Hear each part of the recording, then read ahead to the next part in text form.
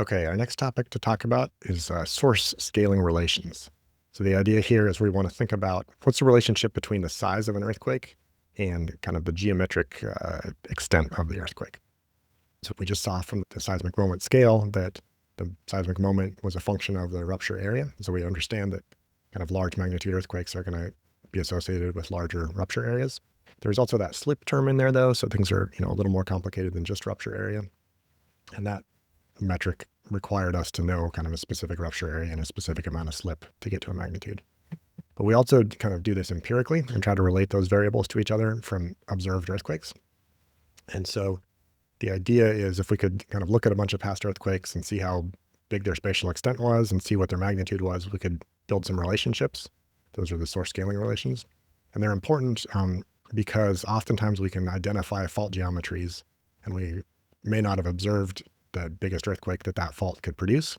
And so we want to infer, how big of an earthquake could be produced. Right? So to illustrate, this is a map on the right here showing the active faults around the San Francisco Bay Area. So these colored lines are showing different faults. And so we've got a sense of how long these faults are. We can see that geologically, and we can infer how deep they can go and be able to rupture seismogenically. And so we can get a sense of the dimensions of a possible rupture on those faults. And the question is, how big of an earthquake could that produce then? Some of these faults we've observed big earthquakes on, some of them we haven't, but we understand that they could be pretty capable of producing big earthquakes. And these source scaling relations help us to tackle this problem. So let's talk this through a little bit. The idea is that we're going to get a collection of earthquakes, as I talked about. These are some plots here with the points on the plots being observed earthquakes. The vertical axis on all these plots shows the moment magnitude of those earthquakes. The earthquake happened, we got an area and an average slip, estimated a magnitude. But we also collected some other information about those earthquakes. On the left plot, we've got the rupture area. That's the same as the A from seismic moment. In the middle, we've got the average displacement. That was the U bar.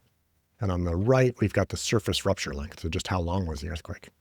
And we can see pretty strong trends in all of these plots. And so that gives us some sense that just empirically, we can relate the rupture geometry to the magnitude of the earthquake.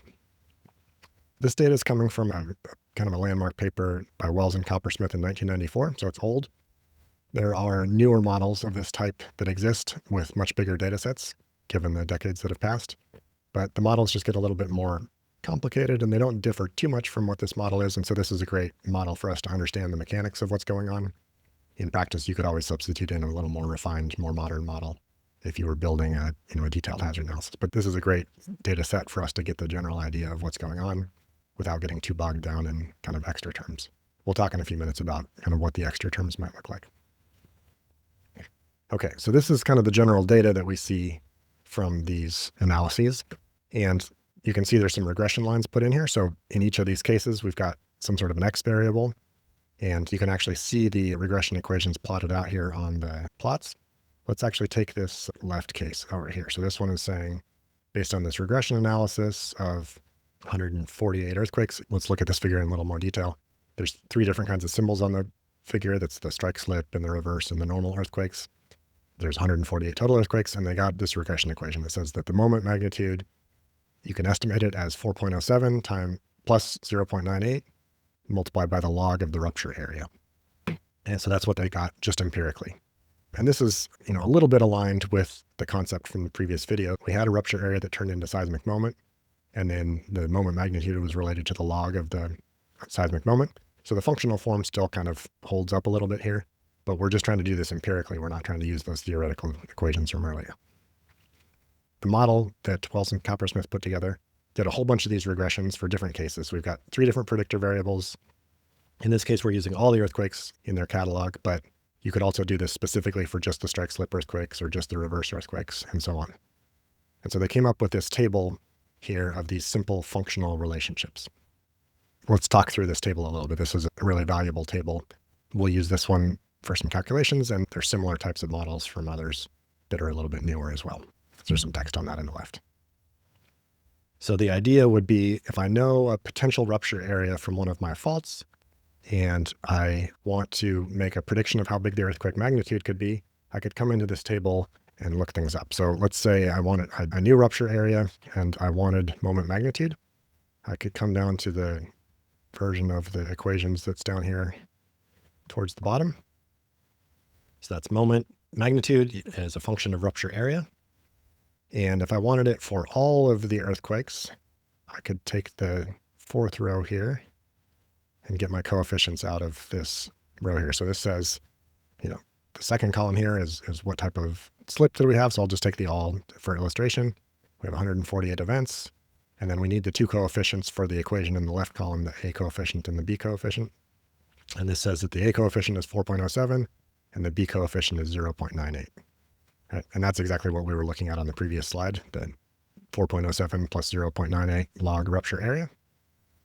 But we just have this tabulated for a bunch of different cases here. So if I wanted just strike slip earthquakes, for example, I could go up a few rows and I would get an A coefficient of 3.98 and a slope of 1.02. So a little bit differing by, a few percent from mechanism to mechanism. So if I knew that my fault was a strike slip fault, I could use the strike slip specific equation rather than the all equation.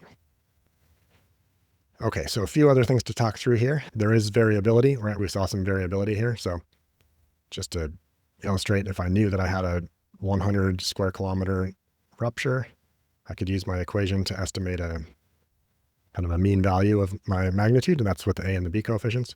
But I do see this variability here as well, right? There's some events that are higher or some events that are lower than that line. And so that's characterized by the standard deviation in the next column to the right. So we've got a standard deviation reported as well. And then there's also reported a range of magnitudes for which the data was fit and a range of rupture areas for which the data was fit. And so because this is just regression based, we wouldn't want to use this equation to predict the magnitude of magnitude 9 earthquakes because there wasn't any magnitude 9 earthquakes used in calibration, or at least we'd want to be careful about it. Another thing that's important here is that because these are regression equations are fit by minimizing the vertical prediction errors in this line relative to the observed vertical points. So in this case, the rupture areas are taken as a given, and we're trying to minimize the predictions errors for the magnitudes.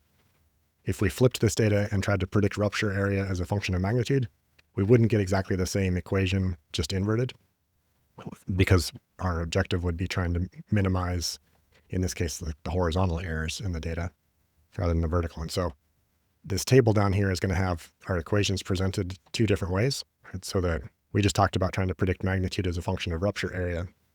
If I happened to want to predict the rupture area as a function of magnitude, I would use the next set of equations down. And so I'd specify magnitude on the right-hand side and predict rupture area. Right? And this won't just be the inverse of the equation because these are regression fits. They're not theoretical equations. And so we have to be a little careful that whatever variable we're coming in with needs to be on the right-hand side of the equation, and the thing we're trying to predict needs to be on the left-hand side of the equation. Depending on which way you want to go, there's two permutations of equations, and then depending on what your predictor variable is, there's different sets of equations here as well. We've got a rupture length set of equations up top, a surface rupture length, we've got a subsurface rupture length, we've got a rupture width, so we've got different predictor variables we could use to try to relate to magnitude. Okay, so that's the basic idea. And if you can use these equations, you've got the general idea of how to relate some kind of fault dimensions to earthquake magnitudes. And, we saw in those equations that for the most part, our data is linear when we do these log transformations. There are a couple things that are a little bit more complicated. And just to illustrate conceptually what could happen, let's talk about this case. We've got this seismogenic layer of the crust where the earthquakes can happen. We've got this depth, seismogenic depth. In this figure here, it's called Z seism. And that's the depth where we can have seismogenic earthquakes.